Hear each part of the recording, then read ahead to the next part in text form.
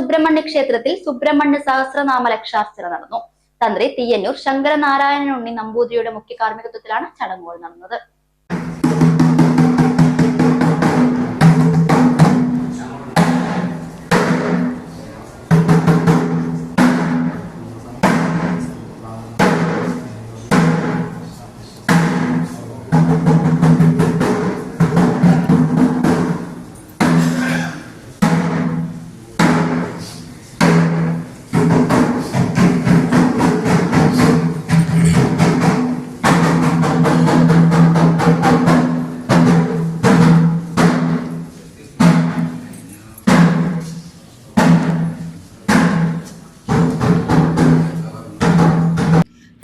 ഗണപതി ഹോമം, നവകം, പഞ്ചഗവ്യം, വൈകുന്നേരം ബ്രഹ്മകലശം, എഴുന്നള്ളിപ്പ്, കലശാഭിഷേകം എന്നിവയും നടന്നു.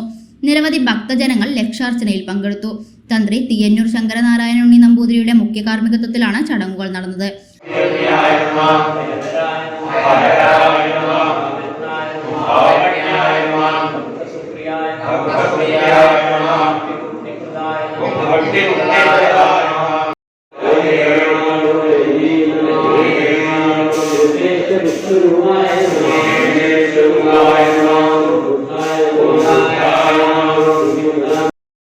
രാമായണ മാസത്തോടനുബന്ധിച്ച് എല്ലാ ദിവസവും ഗണപതി ഹോമം, രാമായണ പാരായണം, ചൊവ്വ വെള്ളി ദിവസങ്ങളിൽ ഭഗവത് സേവ എന്നിവയും നടന്നു വരുന്നുണ്ട്.